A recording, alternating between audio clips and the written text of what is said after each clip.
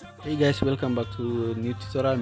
Waronni kubbaa jalatan waronni taphoota kubbaa miilaa hordofuu jaalatan bilbila keessan fayyadamtanii bilbila keessa fayyadamtanii karaa ittiin taphoota barbaadda kan ittiin daawwatan isinitti mul'isa. Afaan aboo kana gochuuf appilikeeshinii biraa yookaan weebsaayitiin biraa isin barbaachisu wanti isin gochuu qabda. TikTok moobaayila keessan seenuu qofa keessatti warri TikTok fayyadamtan hedduu takka karaa iziidhaan kubbaa bilbila taphoota hunda karaa TikTok sanitti ilaaluu dandeessanii jira.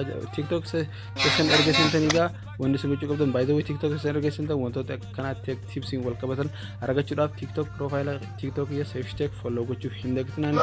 Inja TikTok keessan erga seentan as mallattoo sarchii kana irratti cuqaaftanii sanbooda erga mallattoo sarchii kana irratti cuqaaftan booda Real Madrid vs Liverpool jettaniitu barreessitan tapha amma fakkeenyaaf guyyaa irraa kana Champions League Europa faayinaalaa Real Madrid fi Liverpoolitu jira. Isin taphoota yeroo san live deemu jiru taphoota san callistanii dhuma itti barreessuu qofa.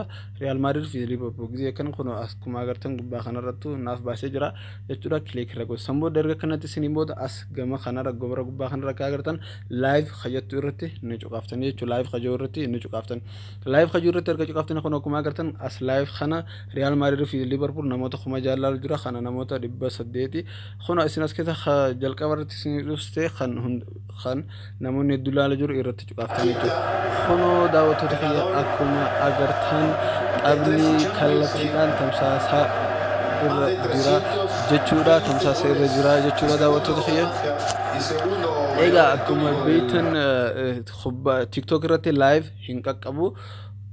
Hedduu quality bareedaadhaan qaqqabiin takka malee connection xiqqaadhaan isiniif fayyada jechuudha. Kun akkuma agartan live kallattiidhaan deemu jira jechuudha. Bifa kanaan fayyadamtanii moobaayil keessan bichaan fayyadamtanii live tapha barbaadan laaluu ni dandeessanii bilbila keessan rotate gootanii laaluu ni dandeessanii isin jaa live afaan barbaadan irratti argachuu ni dandeessanii live uma irraa jijjiiruu qabdanii.